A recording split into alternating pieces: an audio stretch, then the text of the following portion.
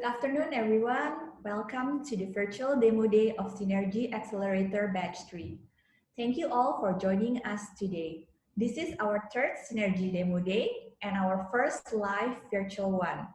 I'm Mercy Setiawan, and it's my pleasure to be here and welcome you all to this event. Please don't forget to rename your Zoom name to this format, your company or startup name _ your name. And then you can also put your Zoom in speaker view so you can focus on the ongoing event. So on behalf of the whole SYNRGY team, we would like to thank BCA for always supporting us to foster the growth of startup in Indonesia and drive innovations in Indonesian finance and also technology industry.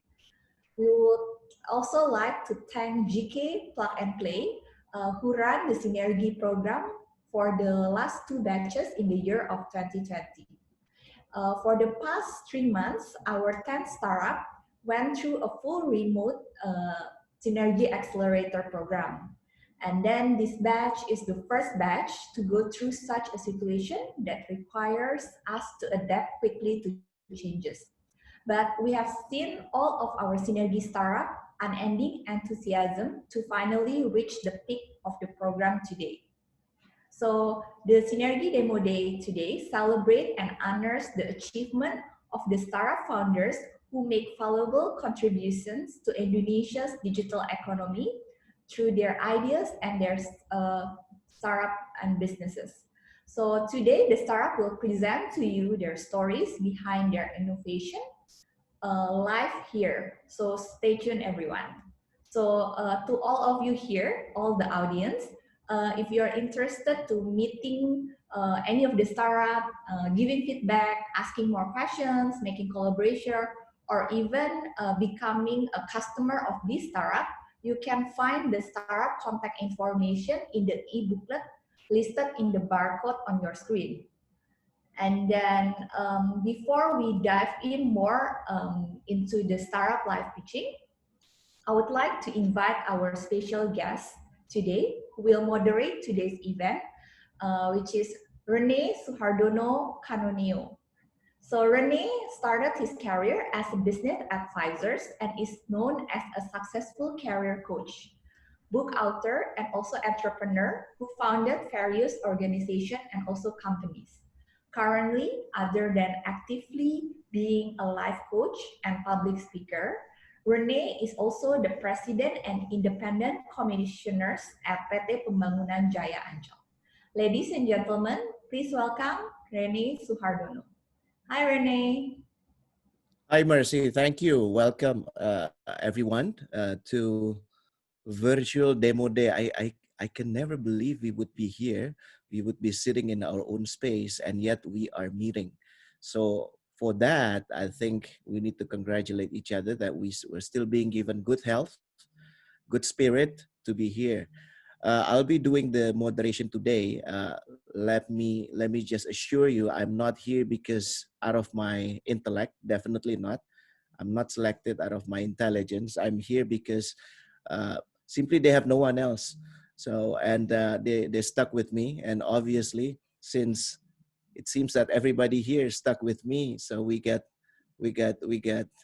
go nowhere up until midnight, right, Mercy? The event will last until way past midnight together. So bring your good food, bring your drinks, and we'll be here for a while. I'm just kidding. Kita akan selesai kira-kira jam 4.30.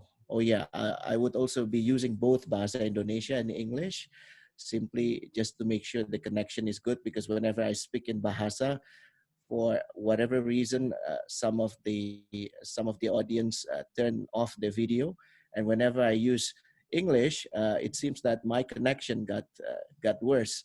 So at least I'll be using both. I might be getting through you at least partially. Okay. The rule of the game is pretty simple today. I would encourage you to turn on your video.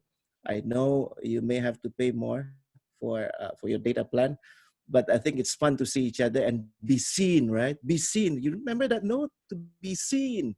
to be in Plaza Indonesia, ada di tempat-tempat di mana kita bisa dilihat gitu. Sekarang kenapa kita nggak mau dilihat? Jadi pastikan wajah kita tampak, dan kalau ngelihat wajah daripada cuma ngelihat kolom-kolom kosong atau kayak apa, cuman ada avatarnya model yang kayak legging gitu, tuh nggak, yang gini doang nih. It's not cool, yeah. So turn on your video and show support to our startup. They are a bunch of courageous and awesome people. I've started my own startup and it almost killed me. And the fact that they're still doing this, it's big love for them. I would encourage you to shoot your questions. We will have a question and answer session. So if you don't have any question, ask. Why? Because we need questions to make these events, to spice up this event a bit more. Okay. And if there are things that you don't understand, be kind. Okay. The startup will try to explain, but if you still don't understand, just be kind. Just pretend that you understand and you can japri them later. Okay.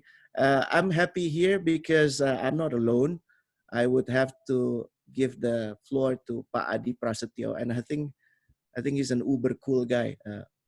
There's a bahasa Indonesianya tuh super kalem. Ya, kenapa? Karena kalau kita dengar Pak Adi ngomong, mau di luar tuh morat-marit COVID kayak gimana, langsung rasanya tuh adem. Ya, nanti akan dilihat ya. Dan Pak Adi ini di dalam kekalemannya itu, he is radical. Kenapa? Radical in terms of bringing innovation di perbankan yang mestinya akan sangat berat untuk berinovasi, and yet he did so. Kolaborasi beliau ya dengan Gojek, dengan Visa dan Mastercard itu super deh ya. So I'm going to give 5 minutes to Pak Adi so that he can share his calmness buat kita semua ya. Kalau perlu kita doa bareng gitu supaya acara ini jadi membawa barokah buat yang lain. Pak Adi, help me out here. Are you there? Thank you, Rene. You have a very good opening for me. Thank you very much. So, good afternoon and welcome to ladies and gentlemen from BCA and BCA Group Management, Jarum Group Management, investors, distinguished guests, media friends, and of course, all SYNRGY alumni startups. Thank you for the time and opportunity. I am very pleased to be here today for the opening. And first of all, I want to thank God Almighty only with His grace and blessings that we are all still given health and the opportunity to work in our lives. Starting the journey of SYNRGY Accelerator Batch 3 program during the PSBB period is not an easy thing. We are all required to move and adapt quickly, and also enter a new normal with the hope that we can all get used to it and be more productive until we reach the peak of the SYNRGY Accelerator Batch 3 Demo Day event today with PSBB condition. Implementing changes that puts the health and safety of all parties involved in this program of utmost importance is the priority of this SYNRGY program. SYNRGY Accelerator is a platform to prove that with the spirit of innovation through strong collaboration, it can provide great opportunities for the BCA Group and all partners involved to continue contributing effective and appropriate financial solution, of course, for the Indonesian people. The biggest challenge is how we continue to maximize the program with the current situation and conditions. SYNRGY Accelerator has adjusted all the series of programs and materials so that they can be implemented remotely or online. One of which is the virtual Demo Day event today, the culmination of the third SYNRGY Accelerator Batch program in 2020. BCA, in collaboration with GK Plug and Play, as the partner to run the SYNRGY Accelerator program, which focuses on the fields of augmented reality, virtual reality, data analytics, enterprise 2.0, insurtech, proptech, mortgage, blockchain technology, fintech and fintech enabler.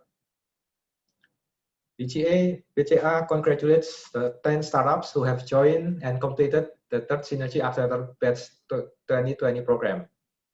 They are Aman, Bangku, Catalyst, Mudah, Nimbly, Sales One, Shortlyst, SmartEye.id, Tap Homes, and last but not least, Vixenium.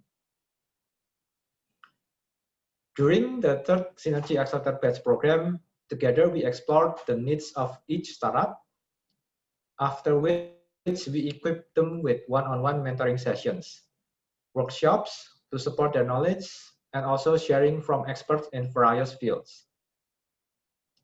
In addition, startups have also been linked with the business unit of the BCA Group through private meeting sessions and discussions, during which the session also conducted joint exploration of possible partnership with BCA or BCA Group.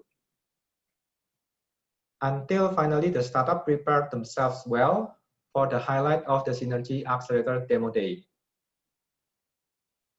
Through this virtual demo day, we open access to BCA Group management, Jarum Group management, investors, the SYNRGY startup ecosystem, and other invited guests to be able to watch the 10 startups that will conduct a virtual live pitch. The aim is to able to provide an understanding of the company's vision, mission, and products or solution they have. We hope that this event will open the doors. Let me highlight again, will open the doors to various opportunities for collaboration in the form of partnerships, investments, and other forms of cooperation. Finally, let's be optimistic together. Stay safe, stay healthy, stay productive and progress, moving the Indonesia economy towards a better direction.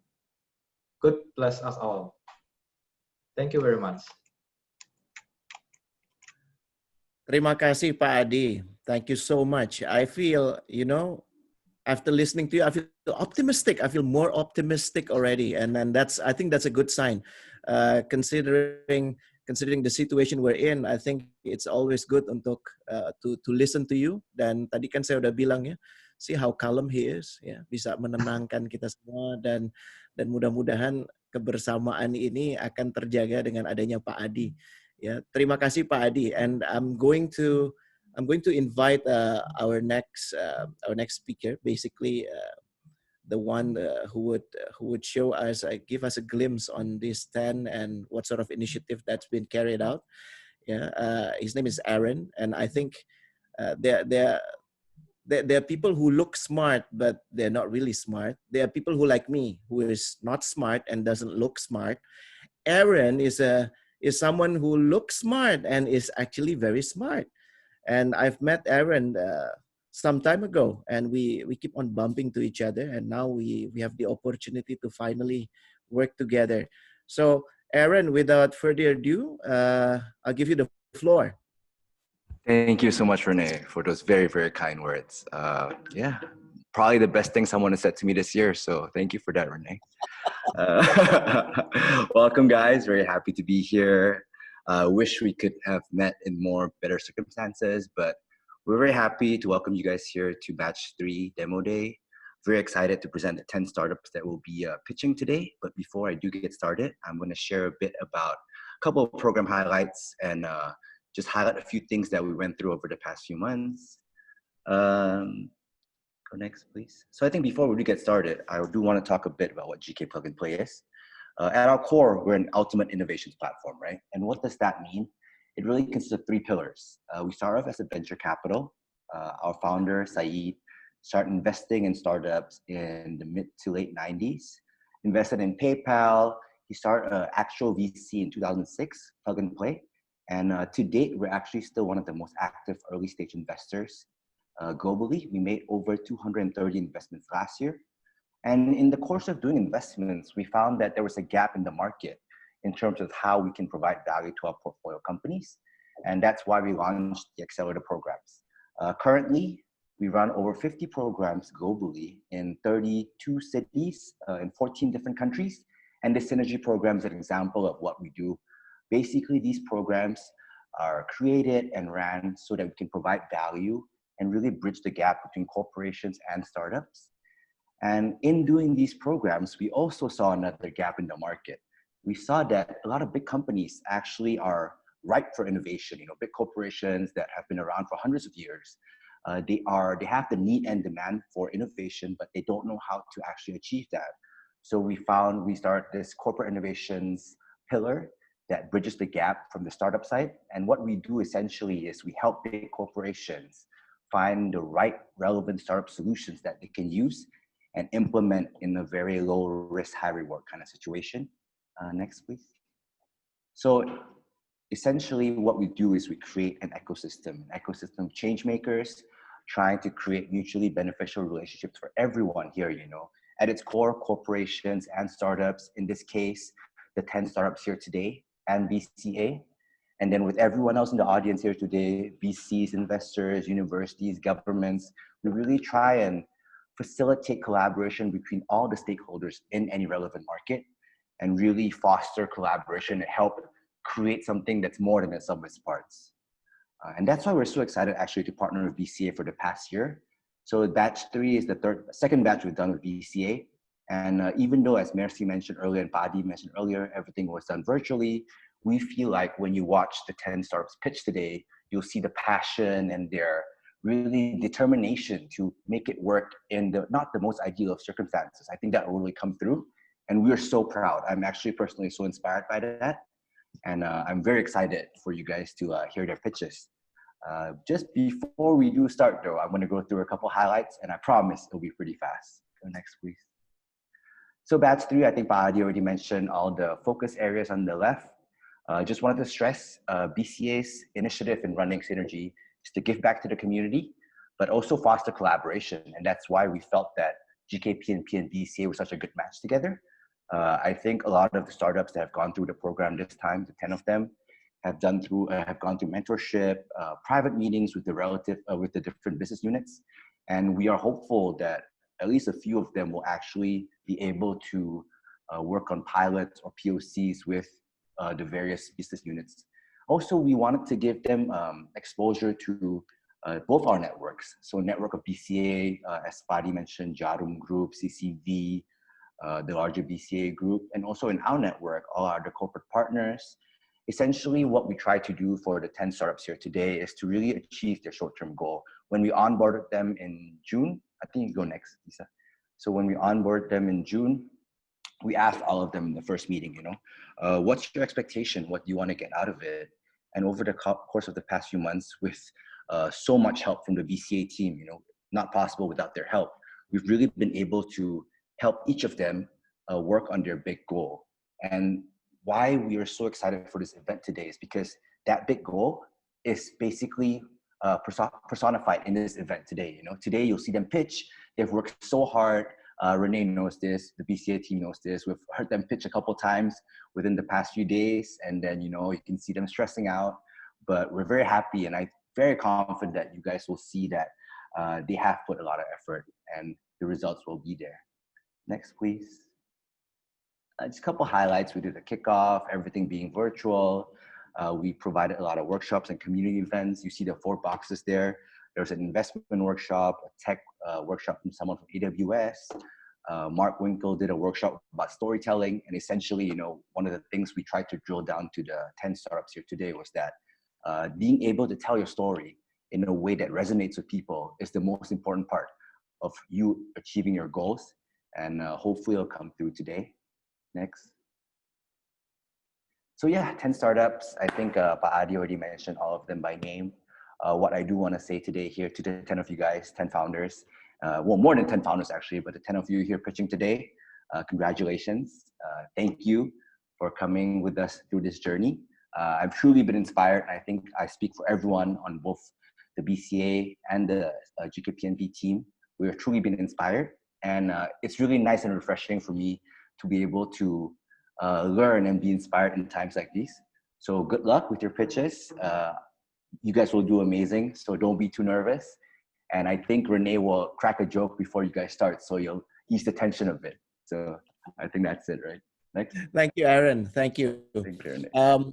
before we begin, I would also like to have a little bit of a chat with Pa Adi and Aaron. So please turn your mic on. And I know it's not your typical demo day, and listening to Aaron, I think the challenge is tremendous. The fact that you still insist on going on with the program, knowing the situation is not conducive. I just want to know what seemingly uh, I mean, instinctively, most corporation for BCA or even for PNP would just, let's just stop.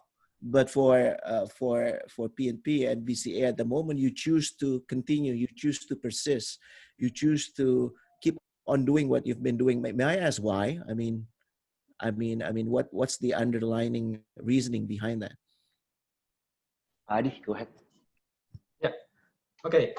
First of all, we believe that the collaboration will be fruitful between corporate and startups. That is the basic belief that we have since last year.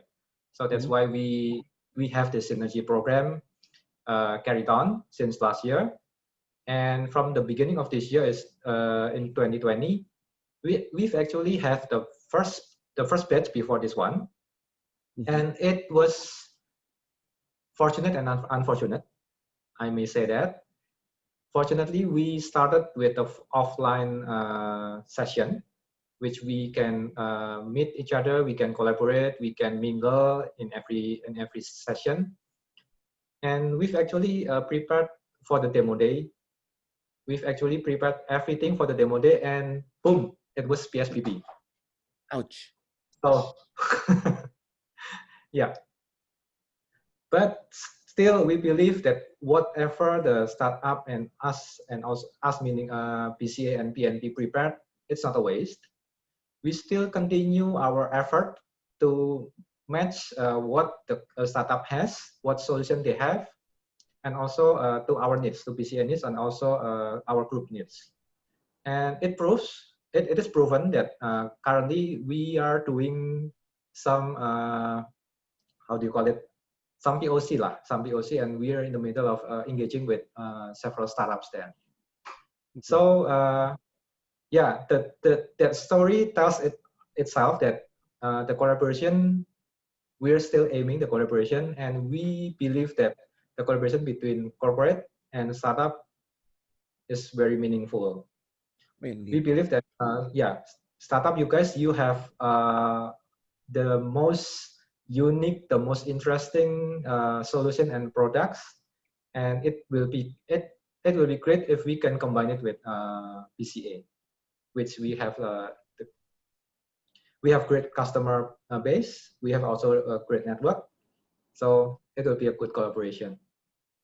So to answer your question, yeah, we still need to continue it. Oh, thank you, Pa, for setting an excellent example that having a pandemic doesn't mean that you stop doing whatever it is that you're doing. You just need to alter it a bit. Now, probably I would need to ask this question to Aaron. I mean, is there any? I'm sure it's completely different, and the fact that you won't be able to see to meet physically, there are things that simply how to get the communication across. But on the other hand, I also see, as you mentioned, that you were inspired. Is there anything that you get out of beyond your expectation through this mechanism? Something that to you is amazing, and perhaps you wish to share with us. Yeah, of course. I think initially when we did everything virtually, right? I think our other program that we are doing, our GK PNP program, is also done virtually. And the sense that we got, or the hypothesis that we had, was that, you know, people are getting less engaged. You won't get that sense of community. And what has been really inspiring with this SYNRGY Batch 3 is that everyone has been so engaged. Everyone's really willing to learn. Everyone's willing to allocate so much time. And then, you know, it's very interesting that even though we were not able to meet in person, I still feel like the 10 startups here were able to really build that sense of community, able to learn together. And that's very, very refreshing too. And also on the positive side, I think because everything is virtual, We're able to do more events. We're able to organize more meetups. You know, you didn't have to deal with Jakarta traffic. So I think that coupled with the enthusiasm and the passion that was displayed by the 10 startups that were part of this program was truly inspiring and very refreshing, actually, because it really showed that, you know, even though things might not be like, the outlook might be a little bleak, there are still positives if we are willing to try hard enough. Amazing. I know this is a politically incorrect question, but do you have any personal favorite? I have no favorites. I like all 10 the same, of course. What do you mean? Bad question, Renee. I know. Well, I'm not here out of my intelligence, as I said. No, I would say no favorites. I think all 10, as everyone has mentioned already, is part of the family now. So we don't play favorites here at GK Plug and Play or in Synergy. I like that. Pak Adi, you mentioned before that the idea is to build an ecosystem. So how is that ecosystem is being built up now that we're entering the third batch, and what can be expected out of folks who are joining today from third parties, partners, counterparts? Perhaps you wish to share that the idea of establishing an ecosystem. Is there anything you wish to say to them? Okay, yeah. Learning from the past 2 batches and also this one. Okay, to be frank,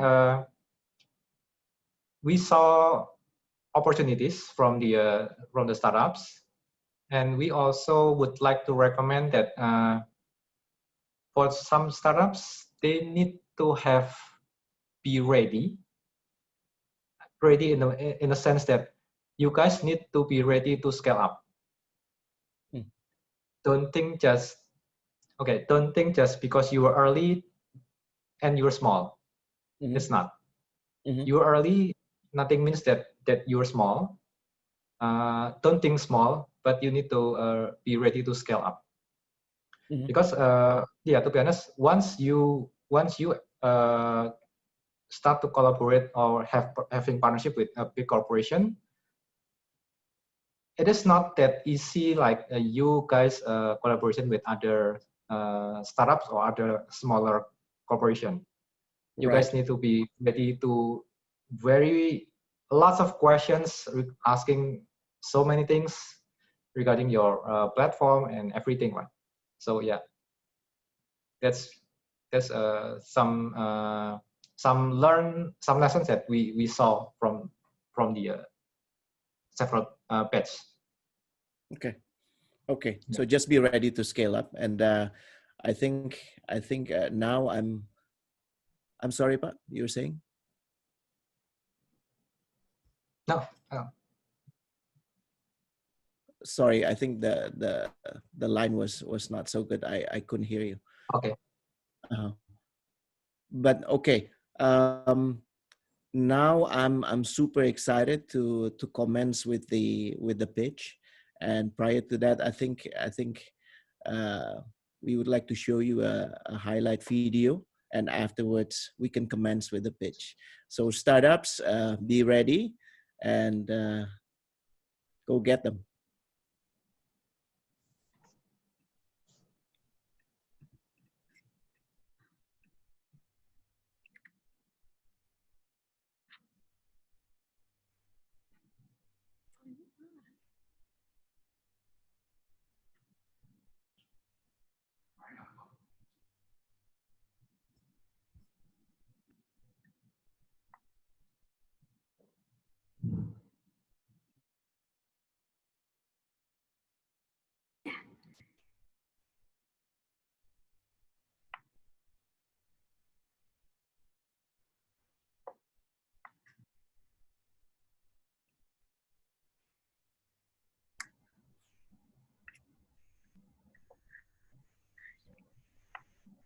We need to rerun it for the voice to be heard, for the sound.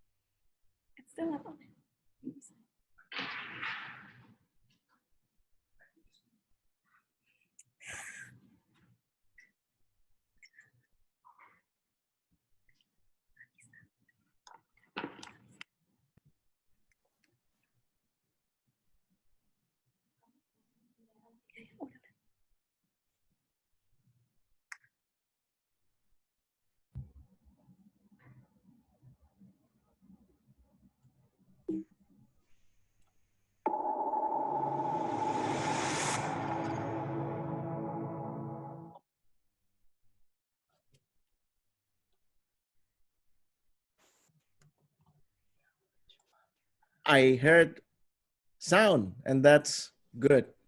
Sorry, there's some technical difficulties. I think this time it will work. Okay, well, it happens. No worries. Everybody is still here.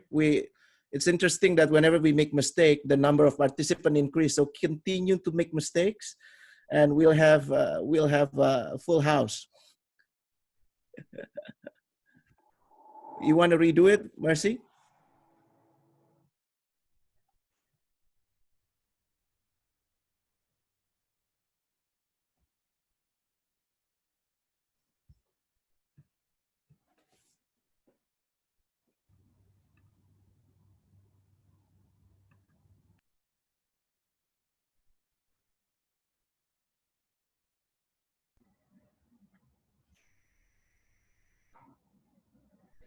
Hello?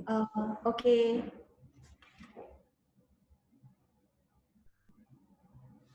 I think we're gonna move on to the live pitching. We'll play the video like in the middle of the startup pitch. Right then, That's yeah, okay. Irene, you can open the pitch now. We're going to keep that as our secret weapon, because everybody now is super curious what the video would look like and what the voice, what the sound would be. Okay. Okay. Let's just start with our first startup. It's Muda. Arini from Muda. Go right ahead, Arini.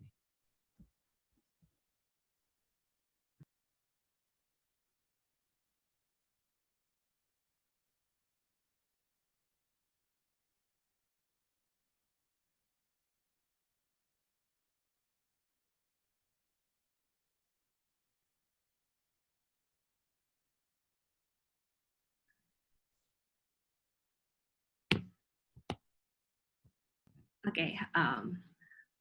Hi, everyone. I hope my voice is clear. Perfectly. Okay, cool. Let me introduce you to Pak Jul, and it's me beside him. So 10 years ago, he built a store that sells various items. He's using pen and paper to record transactions for walk-in customer. Because of the COVID-19 pandemic, he's also taking orders via WhatsApp chat. It takes Jules 3 hours per day to summarize his orders, either from walk-in customers or WhatsApp orders. However, in most cases, Jules doesn't have time for that, so he lets his feeling to decide if his business is in loss or profitable. Jules' cash flow is in trouble because there are so many overdue invoices that he hasn't collected in time. And 10 years later, which is now, Jules' business is still the same. One small store, bookkeeping using pen and paper, and still need to stay in his store every day to monitor his business. No significant income growth, just enough to provide his family basic needs. But at least, Jules is lucky to survive, because 70 to 80% of small businesses in Indonesia go bankrupt within 1 year because they have no visibility of their business. We are Muda. We're helping digitize mom and pop businesses, enabling them to track the daily account with our bookkeeping applications. By using Muda, now Pak Jul can record all of his transactions in or out, his account payable or receivable, and get profit or loss statement instantly. Let's see how it works. So Pak Jul can easily download our app in Play Store or Apple App Store. And after that, Jul only needs to enter his phone number for registrations. Enter the OTP Yep. Immediately, Jules can record his transactions. He can selecting his partner directly from his address book, which makes it very convenient, and input the amount, and done. He can also share the transaction via WhatsApp chat, which makes collecting process easier. Now, Jules can see his business profit or loss in real time, which helps him to make decisions faster. And the best part for Jules, mudah, is free. There are 51 million small medium businesses in Indonesia that are still running their business with pen and paper. Mudah serves the 41 billion US dollar market for retailers and distributors in Indonesia. My name is Arini, and I'm the CEO of Mudah. I founded an IT consultant where we built platform for startup and big corporates.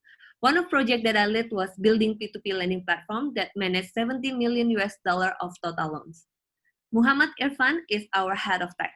Previously, he built ERP system for big corporations, which have more than 50 million US dollar annual revenue. And Alexander runs business development.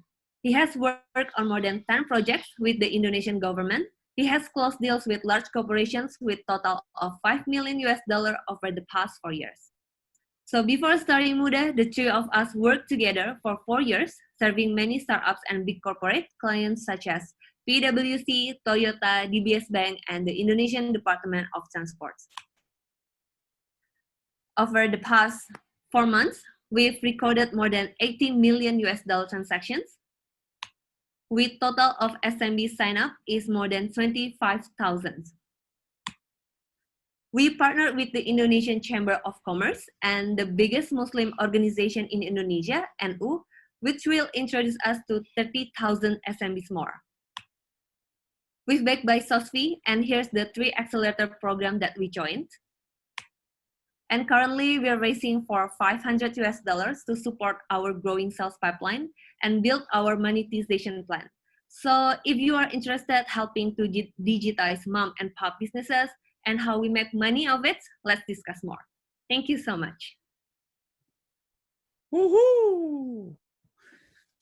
Wow. I forgot to mention that Mudah and Arini. Arini is the most beautiful and smart woman founder throughout this batch. And I think we really enjoy your presentation. It's brief, it's spot on. I would welcome anyone who may have question to Arini. Please shoot your questions now. You can either raise your hand or post your question or anything at all. Thank you, Arini. Thank you so much, Rennie. Anybody? Do I see any raised hand?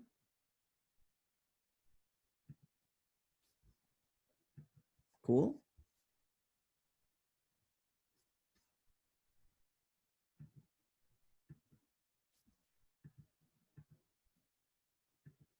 Let me just ask you: Is that story real? The story of oh, hold on, CSVP. Could you Himani, CSVP, raise hand. Go ahead, Himani. Wait. Hi, Arini. How are you? Great understanding your product and getting to know about it. Great presentation. I would like to understand more about the business model. So you mentioned that your app is free. Yeah. If I'm getting it right. So wanted to understand that, then how are you charging the customers? How are you charging these mom and pop store owners? If you can, give me a slight idea or a brief about, how is this addressed?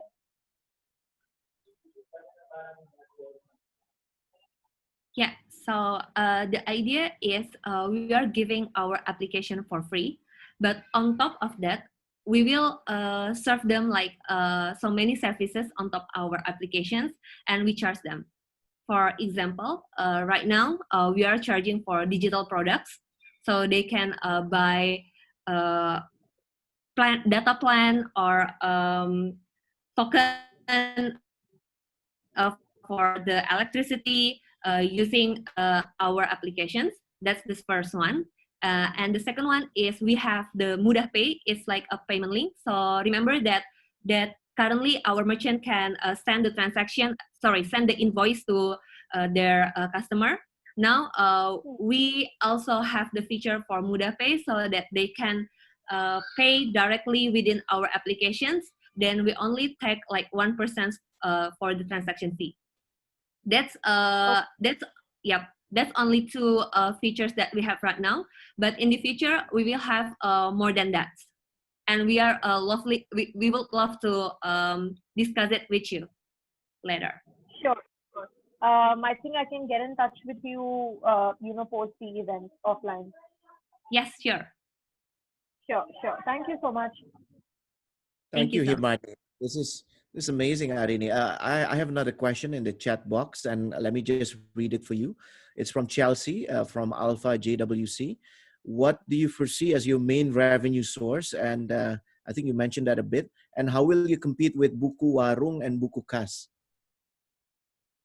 Okay, so it's really interesting questions, and I see that another investor from Buku Kas or Buku Warung in here. So, so yeah, I will be careful with my mouth. So basically, in term of we have like three value proposition if we compare to Buku Warung and Buku Kas. So from the product point of view, our product is more enhanced in terms of the features because we can enable the seller to manage their inventory level, and also we have the financial statement so that they can use our financial statement to request a loan to the bank. And from the point of view, and from the team point of view, we have a strong technology background with proven experience in consultation fields, which make it better to analyze the market needs and to deliver powerful product and its enhancement. And even from the go-to-market strategy, I think we're quite different because we have been maintaining trust and relationship with the governments, which will accelerate our penetration to the market through a strong community chain across Indonesia. And I saw that most of the competitor only has strong presence in the greater Jakarta area currently. So I think that we still have the chance to tap into tier 2 or tier 3 cities across in Indonesia. Okay, thank you so much, Arini. I think the question and answer session for Mudah is already completed, and I also noticed the additional question. You can directly post that question to Arini. It's from Ferdi Lee. Okay. Thank you so much for participating in this session with Mudah. And now Mercy is going to introduce our next startup. Go ahead, Mercy. Thank you. So second startup will be Shortlyst. Shortlyst is a data-driven HR tech company that leverage big data and AI to provide recruitment and talent solutions. Welcome, Shortlyst.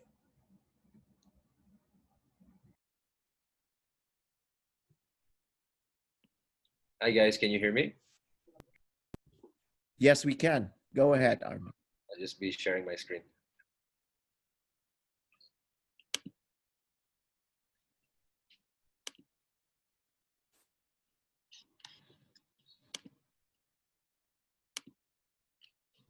You guys able to see my screen? Sure. Okay. Cool. So I'm here to introduce to you Shortlyst.ai. So these are some of the key themes at Shortlyst. We're an artificial intelligence company. We are in the space of recruitment. We really enjoy big data and automation. So we're basically using big data and automation to improve the processes in recruitment. So there's basically two client segments that we cater to. Enterprise clients, there's 35,000 of them globally, and small medium businesses, predominantly hiring white collar candidates. So there's about 1 million companies. So we also solve problems based on these client segments. When you're talking about very large enterprises, so let's say in this case, Tokopedia happens to be one of our clients. They receive 100,000 applicants every month, and they only have 42 recruiters. Tokopedia finds it very difficult to screen and weed out the best candidates from their incoming applicants. Small businesses like Shortlyst, for instance, they've only been around for a short period of time. Our problem is more towards sourcing candidates, right? So, I mean, we don't have a very strong employer brand. Even if we were to post a job on a job site, we'd probably get like 4 or 5 applicants at best, most of them not even relevant. So basically what Shortlyst does is that Shortlyst wants to leverage its 2 digital assets. We have got 550 million LinkedIn profiles. We also have a resume passer, right? We create artificial intelligence to help large enterprises with their screening. And what we do is we democratize leftover rejected candidate data from enterprises for sourcing for small, medium businesses. And our long-term goal is to basically automate every available candidate that's there on the internet. We want to make them accessible, right? So we want to democratize our LinkedIn profiles. And basically what we do is we make that searchable, and you can reach out to them in an automated manner with your LinkedIn account.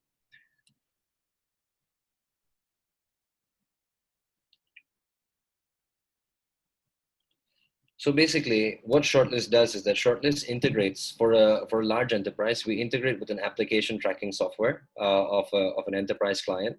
We obtain all the resumes and we parse them such that we have got the same structure as LinkedIn, and then we make a big data comparison to generate deep profiles of every candidate. Let's say a very unstructured resume comes in, say my resume. My resume is then taken. We generate 3 metrics: career growth, loyalty, and we also do a skills assessment. So basically what we will do is we would actually take my promotion time. So let's say I worked in Accenture for a period of 1 year. I got promoted from analyst to consultant in a period of 1 year. That data from the resume is now compared to the LinkedIn profile data, right? And not just my LinkedIn profile, but all of my peers. What you can see is that the average promotion time from analyst to consultant is 2 years. So given the fact that I've been promoted in 1 year, it means that my career growth has been better than that of the average. Say if I was basically promoted in 5 years, it means that my career growth is much slower than that of the average. By the same token, we also measure loyalty. We also validate the skills that I write. So let's say I write Python as one of my skills, but turns out nobody has that skill.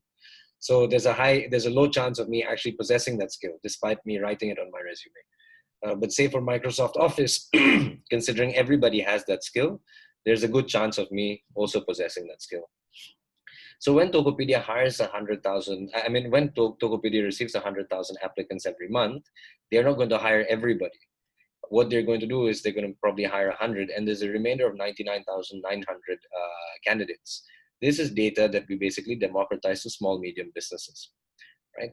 So ultimately, our long-term goal, so as I mentioned, is we want to actually automate everybody's LinkedIn account, every recruiter's LinkedIn account, and be able to make them reach out to relevant candidates once we make our database searchable on LinkedIn. So you can reach out to about 80 candidates per day without actually touching your computer.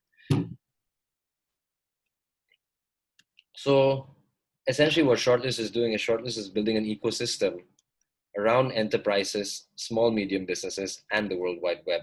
Right? So we basically want to harness the value of these three components and add a lot of value in the space of recruitment. So that would be all from me. Thank you, Arman. Amazing. Any questions, friends? Raise hand or post your question.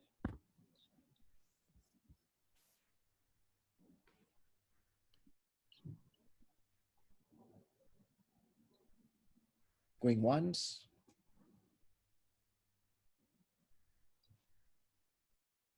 Twice. PNP team, could you please help to monitor if there's any raised hand? This is from Budi. Yeah. And Quest Venture, Darlene, what is your traction thus far? And are you currently fundraising? Yes, so, okay, I did not mention this. Yes, we are fundraising. We're in the midst of a fundraise right now, of which we have, so we're trying to raise $1 million. we should be having committed capital of about half of the amount so far, and we still have a remaining half that's left. In terms of traction, so the second question, we already have 3 enterprises that are using us. So that would be Bukalapak, Ticket.com, and Tokopedia. We're also in talks with BCA as well for the for integration. So I mean, we're still waiting on that partnership to happen. In terms of the small medium businesses, we already have 30 small medium businesses that are already using us, right? So that's basically for traction at the moment. We've only been on the market since we've only been actively marketing ourselves since July or August this year. So we've just started. One final question, Arman, from Pak Sukiadi Hartono. Sure. Your resources based on LinkedIn only? Would you consider other sources? Correct. So, I mean, considering that we already integrate with quite a few application tracking softwares, the quick answer to that is no. But LinkedIn is actually a very good database for us. You have to remember, right? 70% of recruitment activity happens on LinkedIn. LinkedIn also happens to be the world's largest white-collar database. So using it for benchmark to build artificial intelligence has been a very positive thing for us. So we've not had to diversify from that perspective. But in terms of actually getting candidates, so we get them from it's omni-channel, right? Depending on the ATS that an enterprise client uses. So we get, I mean, we have candidates from all sorts of platforms. So yeah. Excellent. Excellent. Thank you, Arman, for your time. And that would be the end of question and answer with Shortlyst. Thank you so much. And we are going to proceed to the next startup. Mercy. Okay, the third startup is Catalyst. Catalyst provides digital invoicing solution, multifunctional digital card, and also academic education system. Welcome, Catalyst.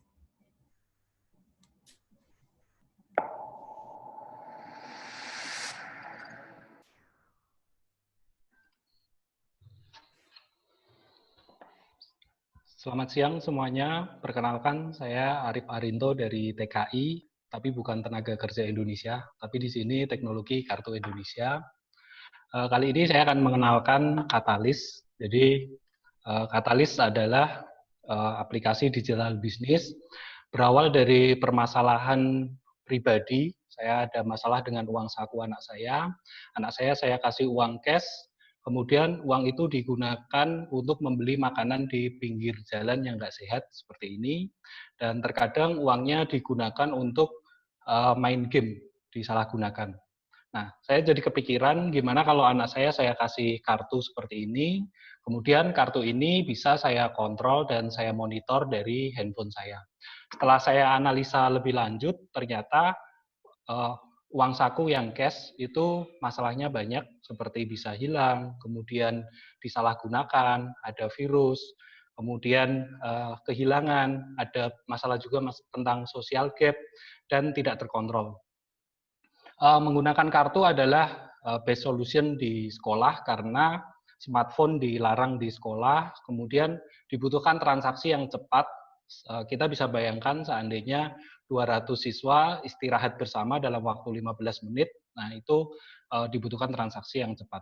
Nah, solusi ini telah digunakan lebih dari 120 sekolah, universitas, pesantren, perusahaan. Kemudian ada lebih dari 50 user yang menggunakan, 50.000 user.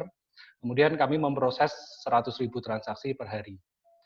Setelah produk ini jadi, akhirnya kami berpikir tentang siapakah kami, jadi posisinya kami ada di mana. Setelah kami lihat, kalau kita lihat di sini ada e-money fintech open loop seperti GoPay, OVO, Dana, Link Aja. Nah ini berat banget kompetisi di sana dan mereka bakar uang di sana. Jadi kami memilih sebagai e-money fintech closed loop platform dan kami cari di Google hampir dikatakan nggak ada. Catalyst adalah platform e-money closed loop dengan 3 fitur utama, yaitu kartu digital multifungsi untuk transaksi, untuk absensi, akses pintu, akses parkir, dan banyak hal. Kemudian tagihan digital dan learning management system atau education media. Ini karena kami sering bertemu sekolah, akhirnya solusi itu keluar, jadi kami berbasis komunitas. Kalau kita lihat, hanya perusahaan besar saja yang dapat bikin sistem membership yang bagus, seperti Starbucks, ada kartu Starbucks. Kemudian ini contoh kartu yang digunakan di pesantren untuk pengecekan saldo, kemudian ini digunakan untuk transaksi di kantin. Sistem kerja kami adalah seperti ini. Jadi orang tua di rumah menggunakan handphone, kemudian handphone ini terhubung dengan kartu yang dipegang oleh siswa. Jadi orang tua dapat mengatur, hari ini anaknya hanya boleh beli 10.000, 5.000, bisa disetting. Kemudian di sini juga orang tua bisa monitor kegiatan belajar mengajarnya. Kemudian saldo atau perputaran uangnya tersimpan di bank. Jadi ada bank yang kerjasama dengan sekolahnya. Ternyata solusi di atas itu bisa digunakan untuk use case yang lain seperti di rumah sakit untuk kartu pasien premium, kemudian digunakan untuk cashless transaction di rumah sakit, kemudian untuk perusahaan secara umum bisa digunakan sebagai ID card dan bisa juga sekaligus e-money, kemudian bisa juga untuk kartu absensi, kartu parkir, dan lainnya. Kemudian di apartemen juga bisa digunakan untuk member card sama untuk bayar iuran bulanan. Kemudian bank financing bisa untuk spesifik financing program, kredit khusus, itu juga bisa. Kemudian tempat wisata juga bisa. Kemudian untuk pemberian bantuan sosial juga bisa. Untuk go to market strateginya, kami ada 2 kanal, yaitu B2B, kolaborasi dengan perbankan. Kenapa sih bank mau kolaborasi dengan kami? Karena kami full menggunakan fasilitas produk dan layanan dari perbankan. Jadi kami membantu bank untuk mengimprove, untuk menambahkan solusi dari produk mereka. Kemudian bank harus punya solusi yang inovatif untuk mensupport kebutuhan customer, dan bank is highly regulated. Jadi bank kalau mau ganti titik menjadi koma atau sebaliknya itu urusannya panjang. Jadi kalau untuk bikin produk-produk yang kreatif kayaknya bakal berat. Kemudian saat ini kami ada kolaborasi khusus dengan BNI Syariah, dan ini seperti kita ketahui bentar lagi akan merger dengan bank syariah yang lain, BSM, BNI Syariah, dan BTN Syariah. Kemudian di sini kami juga starting kerjasama dengan BNI. Terima kasih dari BNI bisa hadir di acara sinergi kali ini. Kemudian untuk bank swasta kami masih mempertimbangkan, karena kerjasama dengan 2 bank ini aja kami udah harus support banyak sekali. Jadi ini masih kami pertimbangkan. Kemudian untuk B2C strateginya, ini kami punya ad media, aplikasi belajar online semudah menggunakan sosial media. Ini kami free-kan, jadi semuanya bisa pakai. Kemudian nanti mereka akan kami suggest untuk menggunakan produk yang lain.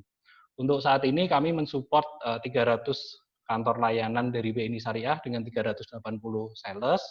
Kemudian nanti seandainya dengan BNI dan 4 bank syariah sudah bergabung, mungkin akan support lebih dari 3.000 kantor layanan dan 3.000 sales. Itulah alasan kenapa kami melakukan fundraising.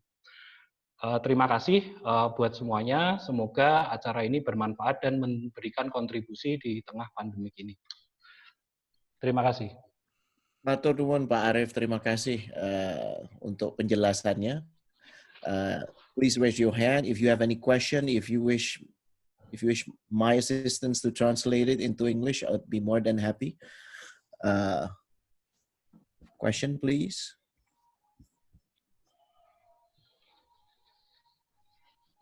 Raise hand or either post your question. Saya suka namanya solusi untuk negeri, Pak Arief. Keren. Yeah.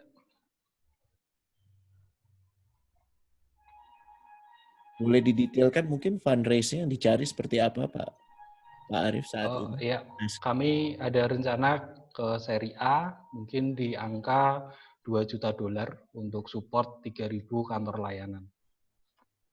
So, lagi fundraising untuk $2 juta. Oke. Okay. Yeah. Ini ada pertanyaan dari ITM Febria Ita. Bagaimana orang tua bisa memantau pembelajaran di kelas lewat kartu ini? Saya juga mau nanya itu tuh, pas banget tuh.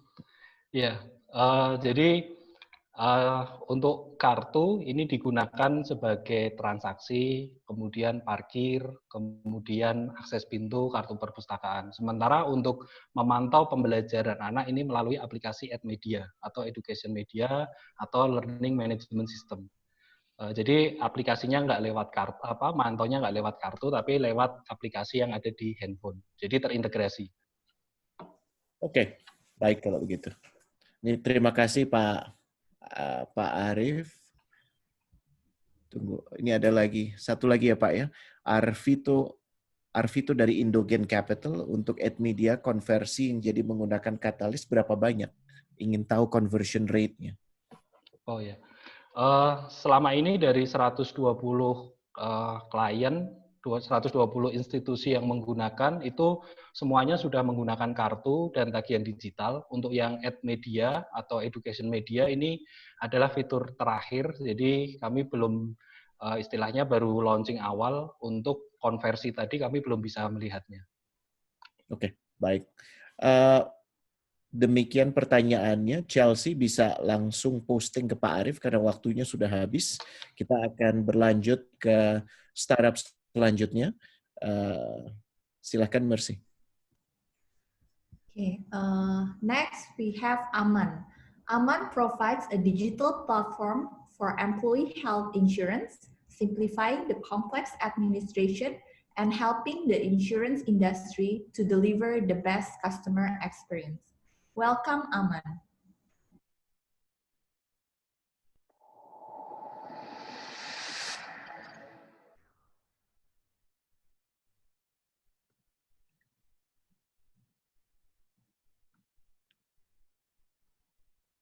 Can everyone see my screen?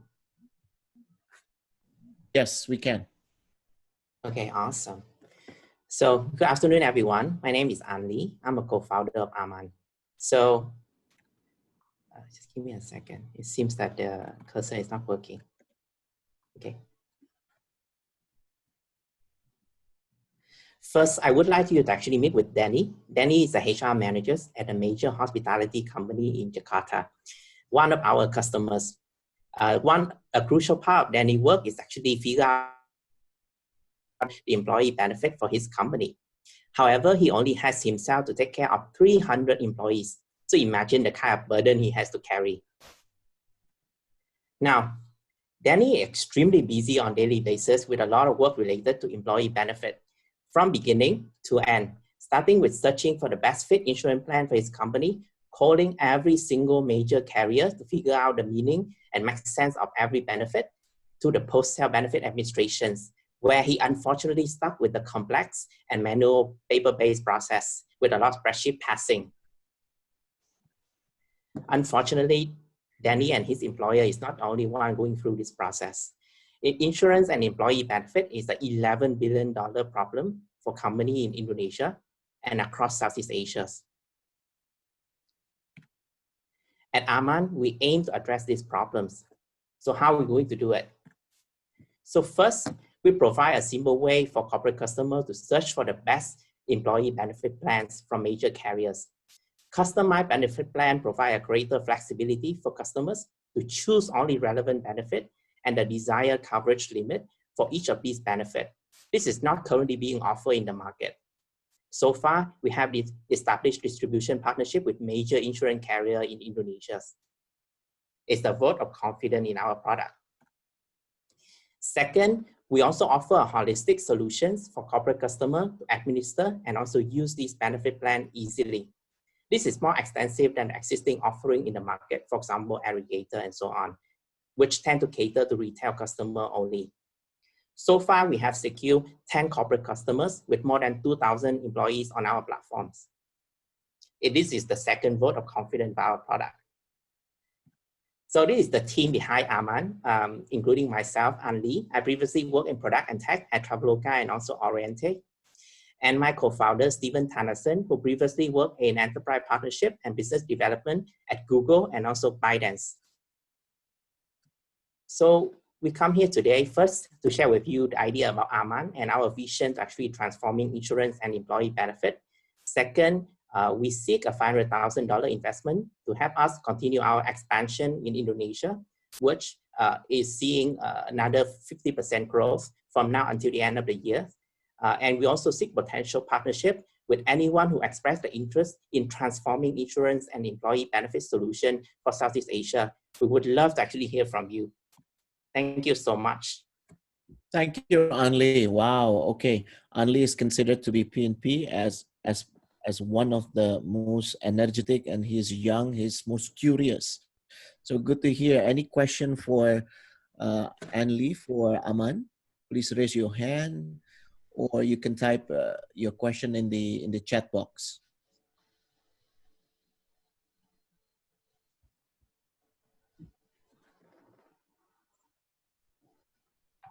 No? Going once. Raise hand. Mercy, could you help monitor if there anyone who raised their hand?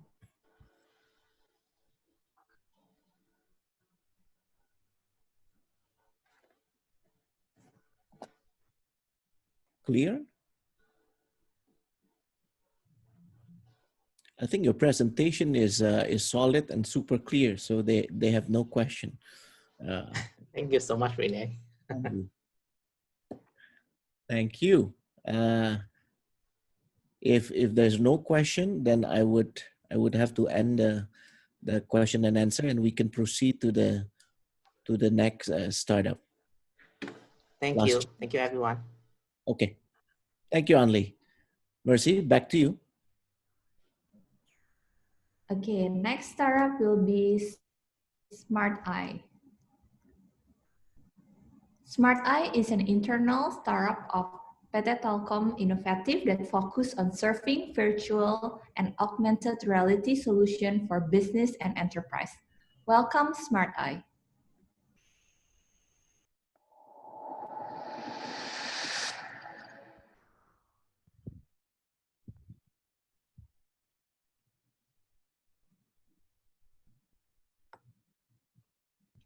Oke, selamat siang semuanya. Terima kasih atas kesempatannya pada saya. Perkenalkan, saya Anas dari SYNRGY, yaitu startup yang bergerak di bidang teknologi VR dan AR. Pertama, saya ucapkan selamat datang di dunia immersive experience, di mana teknologi ini kedepannya akan mengubah kehidupan kita di masa mendatang. Nah, kenapa kami memilih teknologi ini? Ini berawal dari problem yang kami temukan dari salah satu customer saat ini. Ini adalah dari Pertamina. Nah, ternyata cost trending di industri itu sangat mahal. Kenapa mahal? Pertama, karena peralatan atau mesin itu yang sangat mahal biayanya, mesin untuk pelatihannya. Yang kedua adalah transportasi atau akomodasi untuk menuju ke learning center.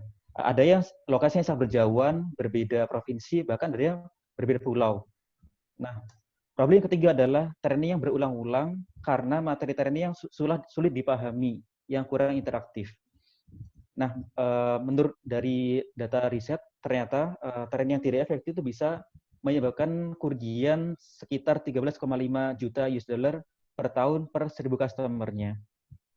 Nah, ini adalah salah satu problem yang kalian temukan. Ini belum lagi terkait dengan safety atau terkait dengan efektivitas dari waktu. Nah, untuk itulah kami membuat salah satu layanan untuk mensolusikan problem tersebut, yaitu dengan VR dan training. Karena VR adalah teknologi experience atau bisa interaktif. Ini yang sangat cocok untuk dipakai untuk training. Yang tujuannya adalah naikin safety, cost efficiency, dan lebih interaktif dan lebih mudah dipahami pelatihan tersebut. Nah, ini produk lainnya selain VR training, itu ada VR tour experience dan AR interaktif yang dipakai untuk kebutuhan marketing dari industri tersebut. Nah, kenapa kita memilih VR dan AR? Karena VR dan AR adalah teknologi generasi keempat, di mana ini akan mentransformasi teknologi generasi ketiga yang saat ini. Nah, banyak perusahaan yang sudah invest ke sini, sudah ready, misalnya Google, Facebook yang terkenal dengan Oculus-nya, atau Google terkenal dengan AR Core-nya. Nah, untuk apa sih VR dan AR ini? Tujuannya adalah membuat bisnis untuk berkembang lebih besar dan lebih bagus lagi. Naikin engagement, naikin sales, promosi lebih efektif, atau bisa mereduksi cost. Kami sudah bekerja lebih dari 50 perusahaan dari berbagai segmen. Nah, berikut adalah tim kami yang sudah membawa semuanya sejauh ini. Terima kasih. Saya kaget cepat sekali Mas Anas. Many thanks for your presentation. Yeah, thank you so much. Is there any question? By the way, Mas Anas is considered to be one of the most polite with the most soothing mannerism. Katanya paling kalem juga Mas. Jadi sudah mengikuti gayanya kawan-kawan dari BCA. So terima kasih untuk presentasinya tadi. Any question please? Please raise your hand or you can post your question. Apakah ada pengalaman dari Pak Yohanes? Adakah pengalaman project untuk visualisasi data dashboard dengan view yang lebih mudah dipahami? Monggo Mas Anas. Pengalaman visualisasi data dengan dashboard. Sebelumnya kami sudah ada klien yang ada kebutuhan terkait hal tersebut, misalnya Telkomsel. Jadi untuk visualisasi data dashboard yang dari berbagai lokasi, dari 4 provinsi, misalnya dari Jakarta, dari Pontianak, Batam, sampai ke Makassar seperti itu. Jadi sebenarnya VR itu adalah teknologi experience atau visualization agar lebih interaktif. Nah, jadi bisa dihubungkan antara data, misalkan dari dashboard itu kan, dimasuk ke dalam VR agar bisa multi layer. Itu kami sudah mengerjakan model tersebut. Dan itu bisa VR dan bisa AR juga. Misalnya untuk yang AR itu biasanya untuk di dunia manufaktur itu kan. Jadi bagaimana data di manufaktur itu bisa diintegrasikan dalam AR, jadi bisa scan alatnya itu muncul data visualisasinya. Oke. Iya. Ini Mas Anas pertanyaannya banyak ini. Traction-nya bagaimana sejauh ini dari Pak Arif Putra? Traction untuk customer-nya apa ya? Ya betul. Nah, kalau customer sendiri, kami ini 95% itu dari channel digital marketing. Jadi memang banyak customer itu kontak langsung via website, langsung kami. Terus sebagian lainnya itu dari Telkom, karena kami di Event Telkom ini punya channel itu kan yang memang fokus untuk megang customer yang sudah jalan sebelumnya. Misalkan ada yang dari segmen banking, ada dari segmen manufaktur, industri, dan lainnya. Jadi boleh ada dari atau datanya kalau ada, traction datanya atau namanya? Iya, datanya masih data raw, nggak apa-apa ya? Oh nggak apa-apa kalau gitu, nanti aja. Baik, ini ada pertanyaan lanjutan saja kalau begitu, Mas Anas. Bagaimana dengan efektivitas training menggunakan AR? Ukurannya apa ya dibandingkan dengan kelas training? Ya, VR dan AR. Sebenarnya untuk training itu bisa bisa VR dan AR.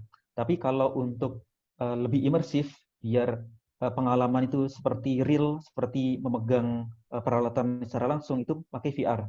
Nah, kalau AR itu lebih ke visualisasi 3D-nya. Nah, kalau secara efektivitas memang memang kalau secara akuratnya itu lebih akurat training langsung. Tapi kalau secara efisiensi atau dari pemahaman itu nggak jauh beda. Jadi yang diefisienkan sebenarnya di situ adalah dari sisi waktu atau dari sisi cost untuk alat tersebut yang biasanya harus invest fisik mesinnya sejumlah jumlah tempat trainingnya. Kalau misalnya tempat training itu ada 100, jadi harus invest 100. Tapi kalau untuk VR itu cukup satu bisa diduplikat ke 100 tempat tersebut. Jadi itu bisa itu akan kerasa kalau skala banyak. Tapi kalau misalnya skala sedikit itu masih nggak ada beda. Tapi kalau misalnya skala banyak itu akan lebih efektif menggunakan ini. Apalagi sekarang pandemi kan, jadi nggak bisa kalau langsung itu sering dapat dari customer itu karena berdasarkan itu, karena problemnya adalah karena pandemi nggak bisa kemana-mana. Jadi caranya adalah menggunakan VR. Tapi kalau misalkan pakai cara biasa, misalkan pakai video conference itu terbatas. Well noted terkait dengan efisiensinya. Mungkin ada baiknya Mas Anas juga melengkapi dari sisi efektivitas VR dan AR itu sendiri pada saat pelaksanaannya dibandingkan dengan kelas training yang konvensional. Baik, saya masih ada beberapa pertanyaan lagi kalau karena tadi presentasinya singkat, jadi bisa beberapa pertanyaan diajukan. Ini dari Dream Incubator. to Smart Eye, aplikasi di industri apa yang paling menjanjikan untuk VR di Indonesia dan kenapa? Aplikasi VR Paling baik di ini Indonesia. diaplikasikan di industri apa aja? Tadi kan sudah disebutkan oil and gas, mungkin ada yang lain, Iya. Mas Anas. Nah, kalau industri, kalau secara data itu paling besar itu di industri manufaktur, terus di industri real estate seperti itu, yang kira-kira ada kebutuhan marketing dan training. Jadi sebenarnya kalau kebutuhan tuh soalnya kan VR kan ada teknologi sama seperti handphone itu kan, di mana kedua itu akan transformasi ke arah sana. Jadi sebenarnya itu bisa untuk berbisnis atau untuk kegiatan sehari-hari kita. Sampai ke retail itu bisa dimanfaatkan. Jadi sekarang kalau fokusnya itu saat ini tuh masih dibayar di manufaktur karena memang harga untuk tren itu masih mahal itu kan. Tapi kalau semakin lama kan semakin turun harganya. Jadi itu bisa lebih luas lagi marketnya. Kalau sekarang masih niche market menuju dari blue ocean ke red ocean. Oke, baik. Mas Anas, I think you have the most questions to date, dan ini saya merespon ke Arvito, ke Ian Koto, dan ke Andre Subarul Nurkain, serta Muhammad Agung, dan Muhammad Agung, maaf. Kami tidak bisa menjawab pertanyaannya sekarang, tapi jika boleh pertanyaan-pertanyaan tersebut bisa langsung diposting kepada Mas Anas. Setelah ini kita akan melihat video, mendengarkan video yang tadi dinanti-nanti ya. So, go ahead, Mercy.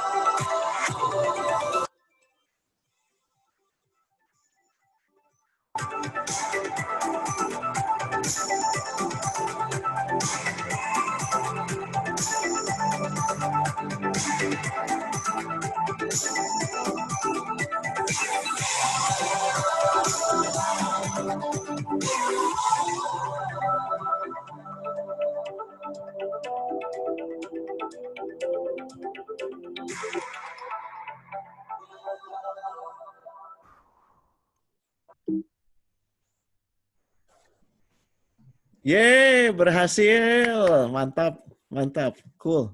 Terima kasih. We're going to proceed to the next startup. Go ahead, Mercy. Thank you, Renee. Next startup will be Tap Homes. Tap Homes is an alternative solution for would-be home buyers that enables them to own their homes in the future by making affordable monthly payments. Welcome, Tap Homes.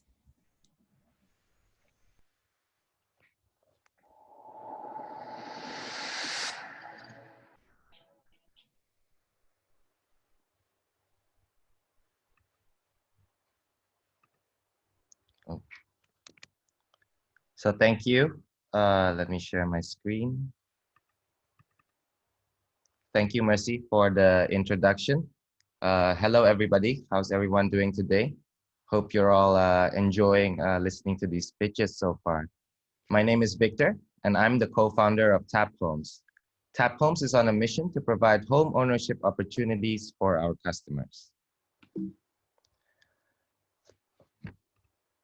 So meet Paoki.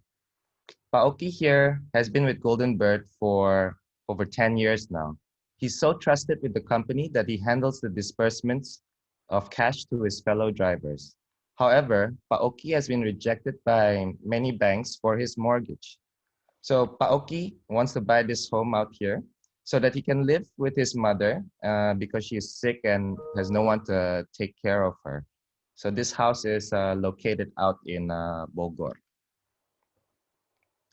So there are over 1 million families just like Pa Oki's with their own different stories.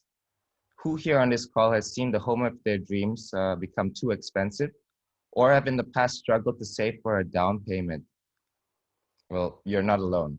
Jakarta's rapid population growth has come at a cost, as escalating home prices has led to the decline of home ownership rates.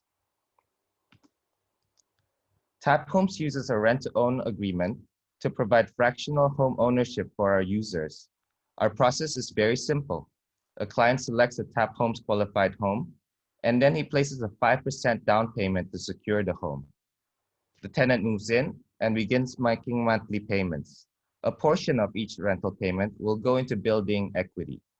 Once the tenant's equity reaches 15%, he can then use that equity towards a bank mortgage. Who would you guess is our typical customer? So our customers come from all walks of life. They include office workers, service workers, and contract workers. This is how we earn our money. So Tap Home earns between 12 to 19% in rental yield and between 6 to 9% per annum in property appreciation. Our total return brings us to about 18 to 28% per annum. Since April 2020, 13 clients like Pa Oki have used Tap Homes to buy their homes, representing close to $1 million in home value. So we will reach $2 million worth of homes by the year's end. So scaling our business requires a secret sauce, which is our automated valuation model. Please do watch a short video on our valuation model.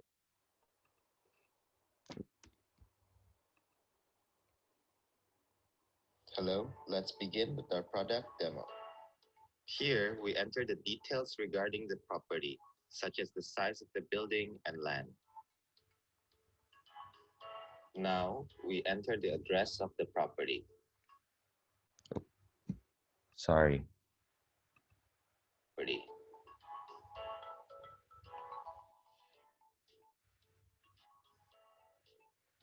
We are able to customize the data on which the valuations will be made. From all data,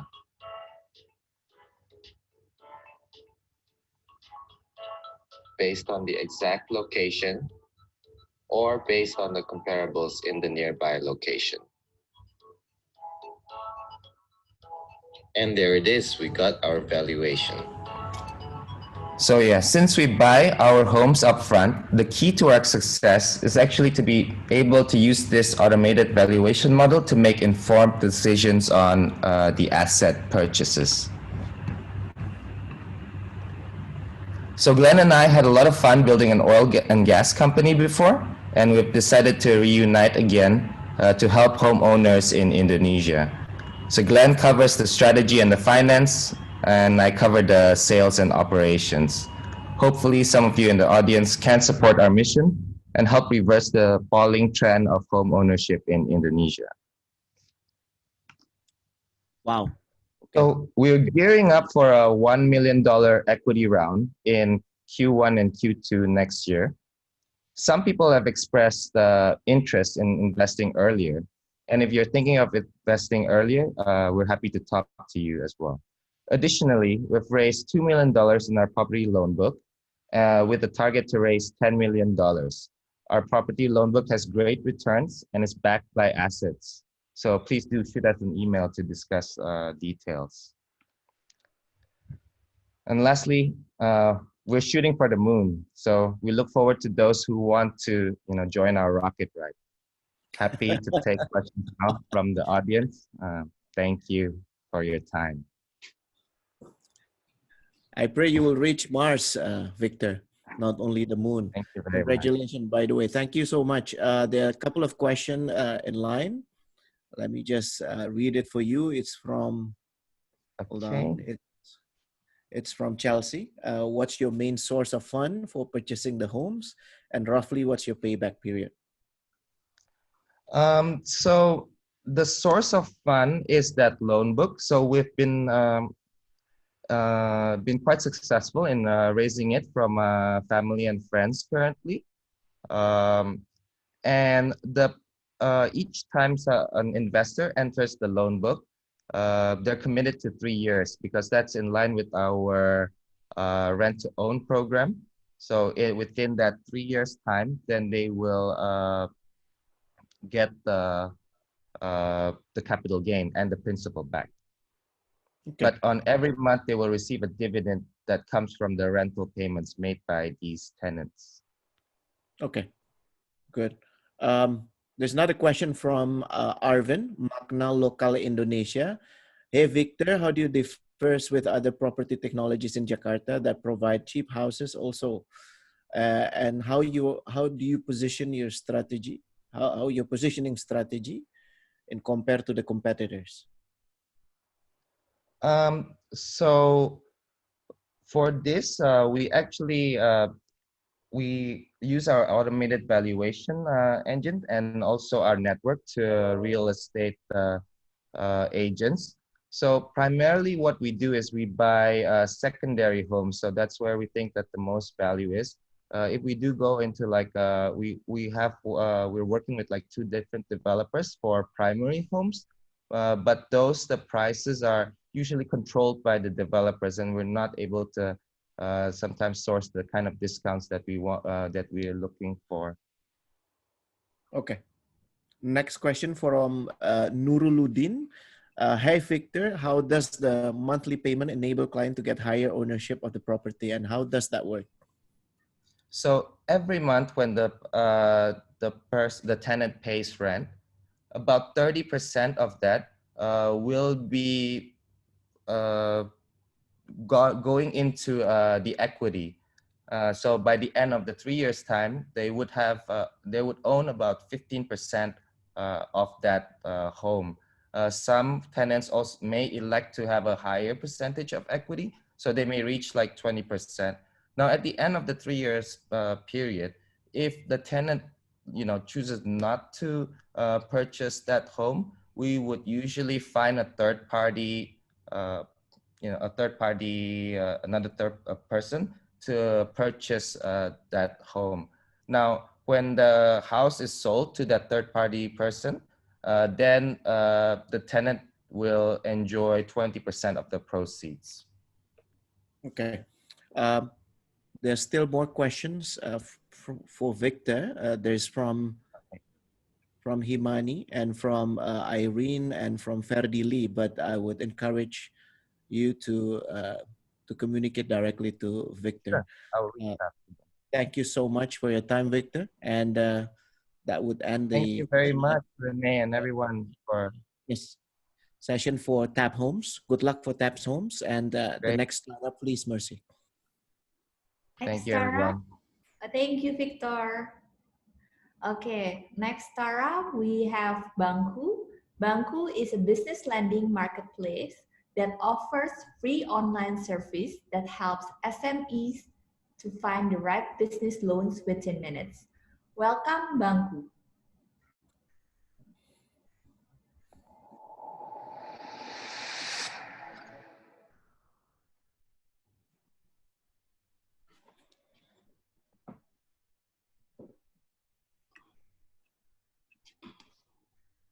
Hello everyone, I'm Gary from Bangku.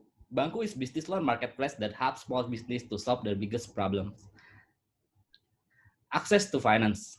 As the backbone of the Indonesian economy, only 26% receive access credit to small business, and it became a critical barrier to growth for small business. This is the confection business owned by our customer, Pak Bustomi, which produces travel equipment. But during the COVID, the order was dropped significantly, even become zero. And he pivoted his business to become produce mask and safeguard equipment or APD, which meets health standard requirement. When he received big order, he need more capital. On that time, he tried to apply loan to the bank, but received negative feedback. And his friends suggest him to engage with Bangku. When Pak Bustomi engaged with Bangku, he only need to fill out single loan application, and our algorithm will match his profile with multiple lenders, both traditional or alternative lenders. Pak Bustomi only need to sit back to the process, and focus to his business until he received multiple offers and choose which one is the best for his business. We didn't charge anything to Pak Bustomi because we will take the revenue from our lending partner. During COVID, we have more than 2,000 small business engaged in our platform, and we received more than 7.5 million USD loan application with 2.6 million approved by lender. And we are still growing because the market that we see as very interesting one, because more than 50 million small business have big problem in access to financing. With 121 billion USD financing need per year, it can generate profit for us more than 1 billion per year. This is us. We are a combination of business, product, and sales expertise, which provide us holistic view of solving this problem. We are currently raising for $400,000 US, and we are aiming to close the round by end of this year. Based on our research, we strongly believe business loan demand will very growing in past COVID-19, and this is where Bangku will harvest. So let's join us in help small business get easy access to the funding they need. Thank you. Thank you, Gary, for your most succinct and effective presentation. I have a couple of questions to you. It's from Himani. What kind of intelligence are you using to connect with the SMEs? Okay. The first one is what we are doing is we collect the applications. Bank, sorry, Gary. Sorry? Connect the SMEs to bank. Sorry.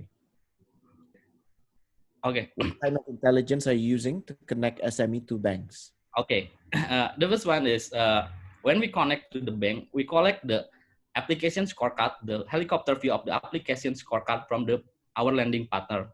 So based on the application scorecard, we match between the risk profile of the customer entering our platform and the risk appetite from our lending partner. So it will be effective to match customer and our lending partner. Okay. Next question is from Bu Ani Susanto. Do you need OJK license and for this kind of business, and probably the next, if yes, do you have it? Yes, we already member of Fintech Indonesia and already sandbox for OJK for the online broker for small business. Okay. Next one would be from Arvito Subiakto. How many percentage do you get from lending partners? From our lending partner, we got from 1% until 3% from the loan disbursement. And as today, the average loan disbursement is more than 300 million per customer. 300 million per customer. Okay. IDR. Sorry. Okay. Got it. Got it. Anybody else? Any more questions? We still have a little time. No? Anyone raised hand? No? Okay. If that's the case, then thank you so much for your time, Gary. This would end your question and answer session. We would like to go with the next startup. Mercy. Thank you, Rene. Yeah. Thank you. So for the next startup, we have Faxanium. Faxanium is blockchain-based marketplace that allows merchants to tokenize their rewards and promote product efficiently. Welcome, Faxanium.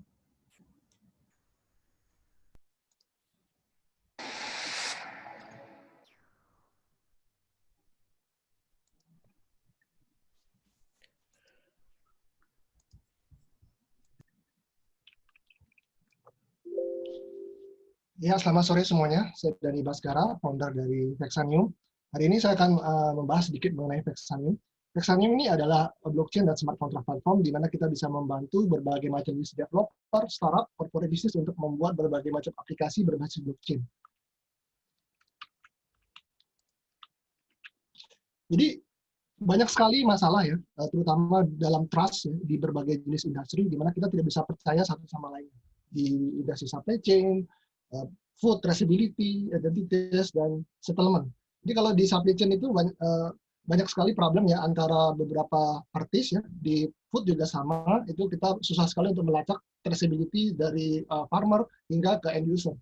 Dan di sertifikasi juga sama, banyak sekali masalah-masalah dari sertifikat-sertifikat palsu yang diterbitkan oleh user.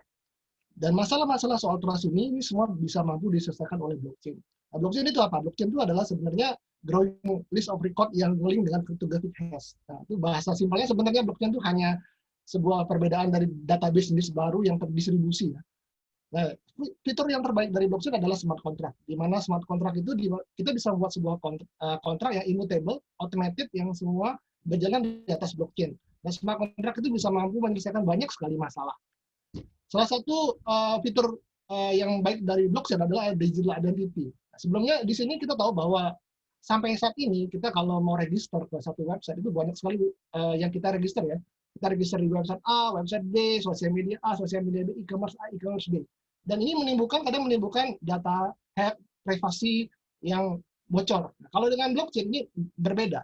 Digital identity ini dipegang oleh user. Jadi user has own right dari datanya dia sendiri. Ini konsep dari blockchain yang sangat luar biasa. Yang kita percaya bahwa blockchain itu bisa berhasil jika edukasi berjalan dengan baik. Karena sekarang masih sangat baru. Jadi kita sudah ada kerjasama dengan salah satu kampus di Tangerang ya, Universitas Raja. Jadi kita sudah membuat kurikulum blockchain pertama di Indonesia. Ya. Kebetulan kita juga perusahaan blockchain pertama di Indonesia, public blockchain ya.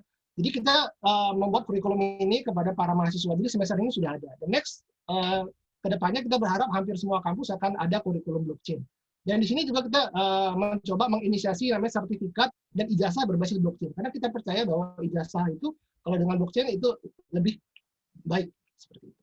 Kita juga ada bekerja sama dengan berbagai macam instansi ya untuk khususnya di digital identity dan data sertifikasi. Nah ini di blockchain ini kita bisa membuat satu jenis bisnis baru ya di dunia startup yaitu namanya open finance atau decentralized finance. Nah di mana ini konsepnya unik, di mana user tidak perlu register lagi ke setiap website, tapi hanya dengan konsep digital identity, dia bisa connect dengan smart contract dan dia bisa melakukan simpan pinjam di sana. Dan semuanya ini otomatis. Jika dengan menggunakan sebuah blockchain, itu produk Anda itu tidak perlu customer service, tidak perlu database, karena semua sudah diselesaikan oleh blockchain itu sendiri. Dan yang cukup ramai sekarang di berbagai belahan dunia adalah hampir semua negara sekarang sedang mempersiapkan digital currency-nya sendiri. Contoh di China, itu digital currency sudah dalam tahap testing dan sudah mulai dites di beberapa e-commerce, contohnya JD.com. Dan di US juga sama, hampir semua Mastercard bisa memiliki program di central bank digital currency sendiri. Dan di beberapa negara, khususnya di Southeast Asia juga sama. Beberapa negara Southeast Asia sudah memiliki plan untuk melaunching digital currency-nya sendiri. Dan ketika digital currency ini launching, ini akan mengubah banyak sekali plan finansial. Jadi industri finansial akan terdisrupsi banyak sekali karena konsep dari uang akan berubah, di mana uang itu akan bisa berputar peer-to-peer dari user ke user. Dan oleh karena itu kita yakin bahwa bank itu sebaiknya itu mempersiapkan infrastruktur blockchain saat ini. Dan Vexanium itu adalah sebenarnya infrastruktur blockchain, jadi fokus bisnis model kita adalah resource model seperti AWS, AliCloud, dan berbagai macam cloud provider. Jadi sebenarnya kita kurang lebih bisnisnya seperti itu ya di model kita. Jadi Vexanium ini dibangun oleh banyak sekali orang ya dari seluruh dunia. Jadi kita sangat decentralized. Jadi banyak developer membantu untuk mengembangkan protokol Vexanium ini. Ya. Jadi saat ini memang banyak sekali solusi-solusi yang bisa diselesaikan oleh blockchain. Ada sekitar 40 lebih solusi. Dan kita sekarang saat ini fokus di 9 solusi ya. Jadi decentralized finance, payment money, real estate, food supply, supply chain, dan data sertifikasi. Dan saya percaya bahwa blockchain itu bisa merubah dunia karena sifat blockchain yang simpel tidak bisa dirubah. Oke, selamat sore. Ini presentasi dari saya. Jika ada pertanyaan bisa diisi di kolom komentar. Terima kasih. Terima kasih Pak Dhani for your energetic questions, energetic presentation. Sorry. Ada pertanyaan dari dari Hans. Hold on. Dari Hans Lukiman. Hey Dhani, aspek apa dari value proposition Vexanium yang tidak bisa direplicate oleh blockchain solution provider lain? Blockchain solution tidak kurang pemain-pemain yang sedang agresif masuk ke pasar ini.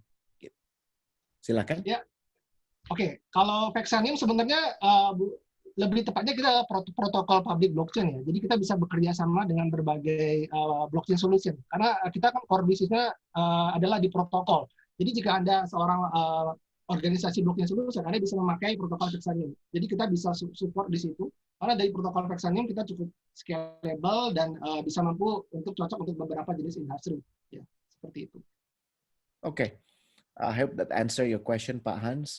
Berikutnya dari Chelsea Hartanto. Halo Pak Dani, apakah ada barrier to entry yang Vexanium sudah lakukan untuk startup-startup lain? Apakah ada barrier to entry yang Vexanium sudah melakukan untuk startup-startup lain? Ya, saat ini memang blockchain itu masih sangat baru ya khususnya. Jadi memang barrier to entry adalah ada di edukasi saat ini. Masih banyak orang yang masih belum tahu blockchain itu apa. Jadi kurang lebih blockchain itu mirip seperti internet di awal tahun 2000-an ya. Jadi orang masih bingung, ini kegunaannya untuk apa sih dan bisa dipakai apa. Jadi padahal sebenarnya di blockchain itu banyak sekali use case yang bisa kita buat. Dan oleh karena itu makanya kita sekarang sudah mempersiapkan edukasi dan kurikulum-kurikulum ke universitas. Karena kita yakin ketika edukasi ini berjalan masif, akan ada needs untuk industri ini. Okay. The next question would be from Raffi Agrawal. Can you give me an example of the use case you've been working on? Is there any license or OJK needed on this matter? Yeah, so now we have several use case. Yeah, so because Vexanium as a protocol, I think we don't need any license. Yeah? Because most of our use case are like people using our protocol to change the database. So if we need like connected to Indonesia Rupiah, maybe we need a license of OJK. But for the blockchain design, blockchain is only the technology. Yeah. Okay, so you don't need a license for the activities that. Because a blockchain is a technology. If you use a blockchain on your company, you just change or edit your database. Just simple like that. Yeah. That is only the technology for the storing the data. Yeah. Okay. Baik Pak Dani, is there any more question? Anyone raise their hands? No, if not, then that would end our question and answer session for Vexanium. Thank you so much for your time, Pak Dani. And next startup. Up next will be SalesOne.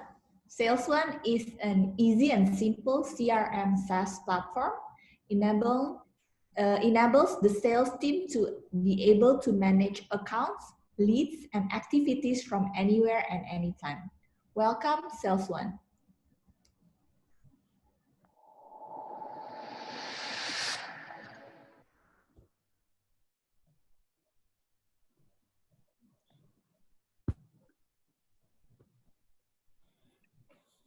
All right, good afternoon, everyone. Thank you so much. My name is Joseph, and I am the founder and CEO of SalesOne. So for as long as I can remember, I've always tried to sell things. Back in middle school, I was selling these anak mas to my friends. I sold Big Macs to my high school buddies. I even sold these calling cards to the uncles and aunties in Singapore. But it wasn't until my first job out of college that I got my first taste in enterprise sales or in selling to other businesses. You know, we use all of these fancy CRM systems. We created all of these complex reports, but all of these tools were just being used as a data entry tool by my peers. And also, something has always felt weird about how robotic the whole selling process was. How with each call I made to my prospects, it felt forced and cold. And I soon realized what the main problem was. The main problem was I wasn't building any meaningful relationships with my customers. And building meaningful relationships with the customers is a key trait of a good salesperson. Unfortunately, it's not something that a lot of companies understand. Why would they? Historically speaking, it's not something they have to understand. Back in the 70s, companies can just create a good product and they'll be fine. In the 90s, they can add on a service. In the early 2000s, they can just be customer-centric. But nowadays, if you don't focus on your relationships, you are doomed to fail. That is why 52% of the Fortune 500 companies have disappeared in the last 15 years. This is why we have created SalesOne, with our core mission of connecting our customers with their customers. Take an example of one of our clients, Yakult. Everybody knows Yakult. We have helped them in connecting with their customers and understanding the buying habits of millions of their customers. We have also helped their salespeople to reduce their administrative work, saving the company tens of thousands of dollars of overtime pay. And by us focusing on our clients to connect with their clients, our business has been able to grow. We've experienced a very healthy 51% net profit margin. That's correct. A 51% net profit margin, 150% year-on-year growth, and we have a very low annual churn rate of just 3%. So that's why companies, if you're interested to connect with us, we'll help your sales team to be able to sell better, and to investors, help us to bring this mission nationwide, all the while taking the $4 billion industry with us. Thank you so much, and I look forward to any questions you may have. There's a link if you'd like a demo of our product as well. Thank you. Awesome. Sweet and succinct and yet powerful. Thank you so much. Anyone, please raise your hand to Joseph, or you can just text it in the chat box. Okay. Joseph, is a question from Himani. What other insight do you provide to the sales team? So, the core system manages three things, right? It manages the customers, manages the prospects, and manages the activities of the salespeople, right? Okay. So whatever data that comes into the system, we provide those insights back to them. So, the basic things would be their KPI, how much money they're bringing in, how much prospects they're producing, things like that. But then we also go deep down, with different types of reports and analytics that we provide to the customers. Right. Okay. Clear. I hope that's clear, Himani. Any other questions, perhaps, or anyone raise their hand? Plug and Play team, please help me to monitor if there's any question. Any more question?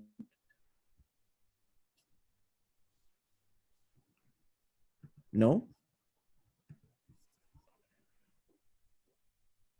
1.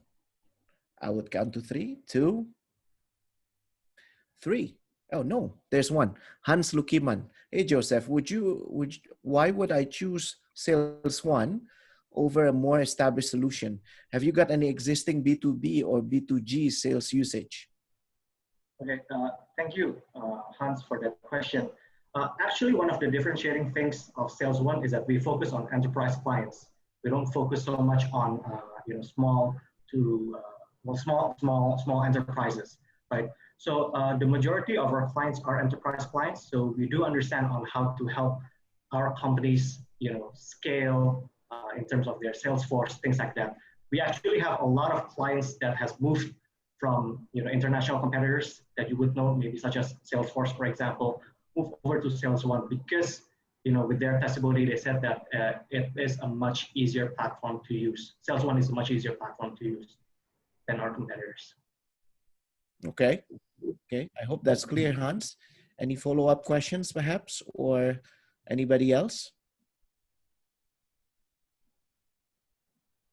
No? Okay, Joseph. Thank you so much for your time. All right. Thank you, everybody. Next would be introduced by Mercy. Go ahead. Okay. For the last but not least, of course, we have here with us today Nimbly. Nimbly is a mobile solution that transforms the manual operational process into one that is digital and much more efficient. Nimbly allows organizations to manage their operation anytime, anywhere. Welcome, Nimbly.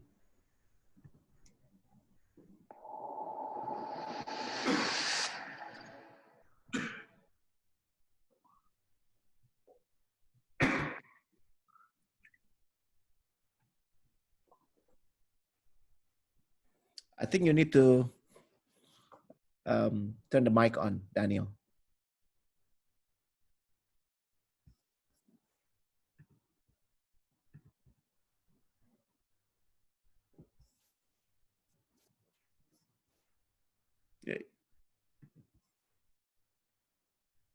Okay. Yes. There we go. And the host will need to enable me to screen share, please. Okay, thank you.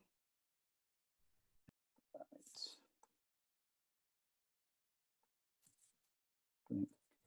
Can everyone see my screen now? It's loading, I know. Yes? Great, thank you. Again, good afternoon, everyone. My name is Daniel Hosman, CEO and co-founder of Nimbly Technologies. We essentially provide visibility to the last mile of any business. And what does this mean?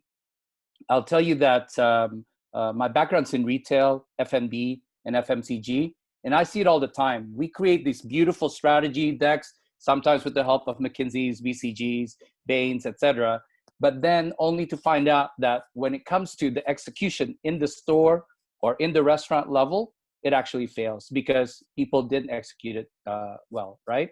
And as the introducer mentioned just now, Nimbly is a mobile solution that digitizes that whole process of what we call manual checklists, right?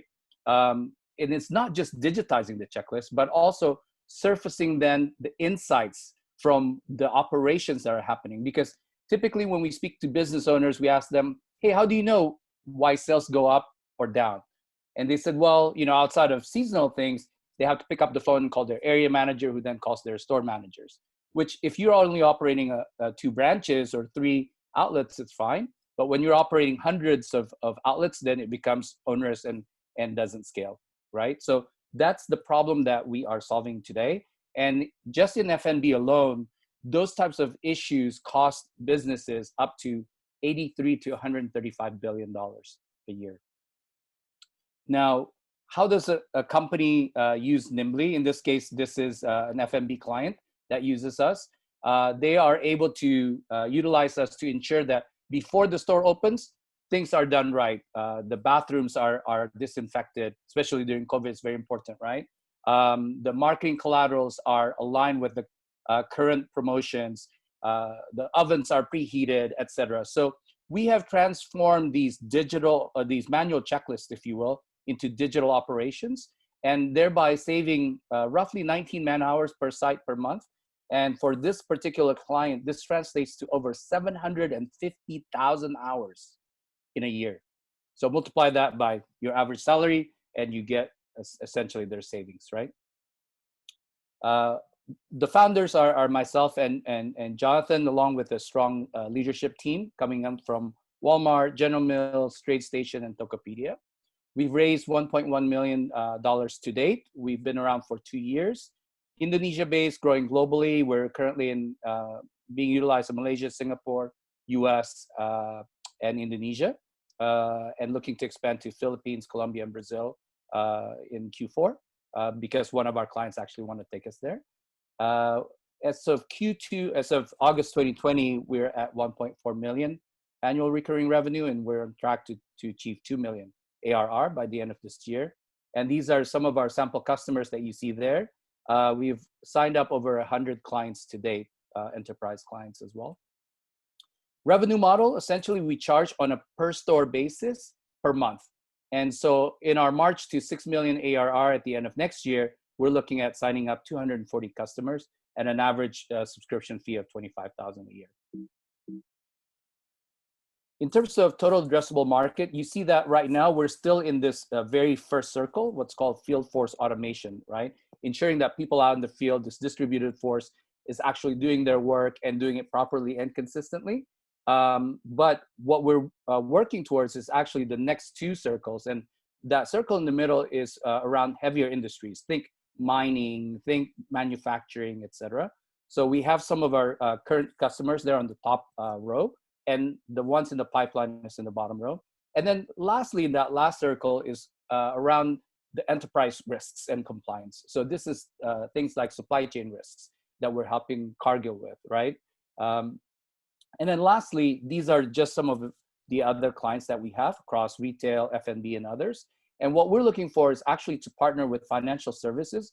We know that branch operations, call centers are not the most efficient, and there's a lot of manual things still being done there, as well as manufacturing. We're continuing to expand there, as F&B and retail have been very hard hit by COVID. So thank you so much, and I'd love to answer any questions you may have. Brilliant. Thank you, Daniel, for that most succinct presentation. Please raise your hand, and if you have any question, I'll read it for Daniel. Here's one from Hans. Daniel. Hold on. Hey, Daniel, interesting customer acquisition numbers. What is happening on the flip side, on the attrition? What is the churn, and why do they churn?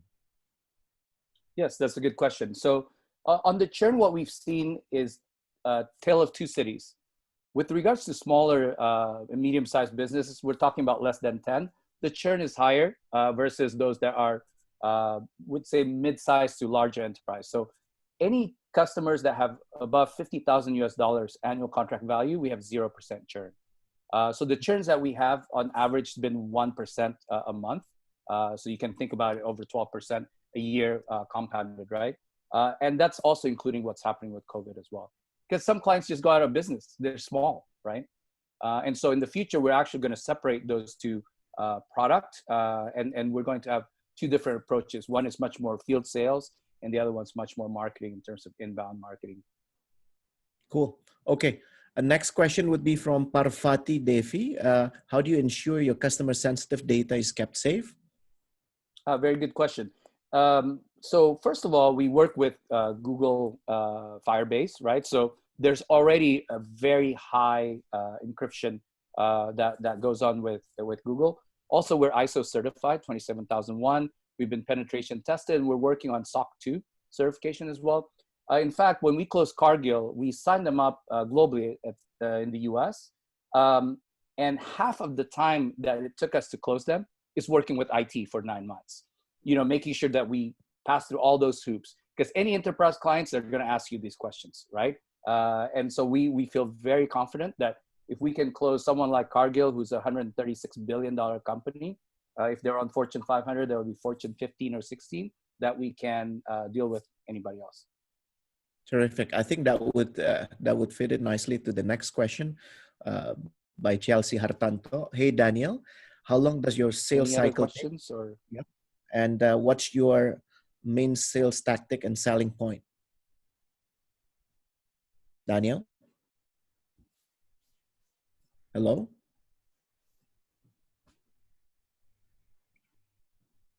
Hey, Daniel, is the line okay?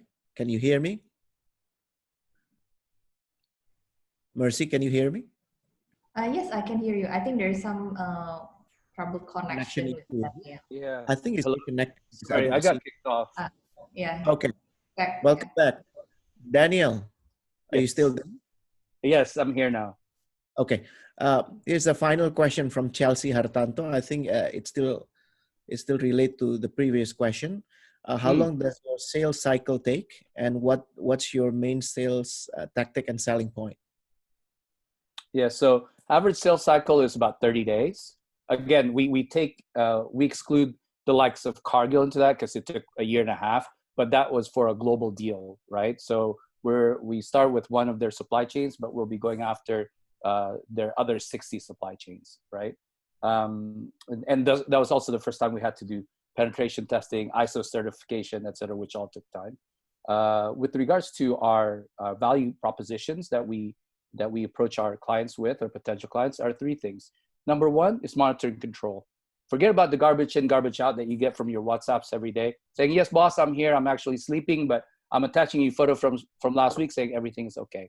There's none of that because we have a lot of validation features from geofencing to live photos, videos, and even some of the AI elements, which we can discuss later. And so that's number one, monitoring control of your staff and the performance. Number two is snackable insights. So now that we have all this data, you can start seeing trends, right? You can start doing root cause analysis. Why are things happening, when they're happening, and where they're happening? And then lastly, the usability. We built the Nimbly platform with the frontliners in mind. We assumed that people didn't go to high school, but they all use Facebook, they all use WhatsApp. So we use a lot of the design elements as well from apps that most people are use. Terrific. Cool. And thank you so much for your time, Daniel. And that would end our Q&A session with Daniel, with Nimbly. And now we are at the end of our session. Thank you so much. That's a wrap. I think I learned so much. Thank you for all 10 startups who has given their attention, their time, their efforts. And thank you everyone for attending this session. I again would encourage everyone to take part in the feedback. Mercy is sharing the screen where you can post your feedback there. And And if there's anything at all that you wish to ask, you can also post it there. And last but not least, thank you. And thank you for inviting me, Plug and Play, Synergy, and BCA. And I wish to see you some other time. Thank you so much. Thank you, Rene. Thank you, everyone who's attending. So once again, maybe to repeat, so to all of you here, if you're interested to communicate further with the SYNRGY startup, you can find their contact information in the e-booklet listed in the barcode displayed on your screen. And then SYNRGY is also recruiting startup for the next batch of SYNRGY. So please stay tuned in our social media listed here on screen as well. And we will announce when we open our batch for registration. Also, please help us to improve better, fill out the feedback form. So hopefully we can improve for our future event. And once again, thank you all for watching and interacting, asking questions with the startups. Thank you, Rene, for moderating. Thank you all the startup founders. You all did a really good job today. Thank you, BCA, and also GK Plug and Play team and everyone in SYNRGY team who have worked so hard for this program. Have a nice day, everyone. Goodbye. Bye.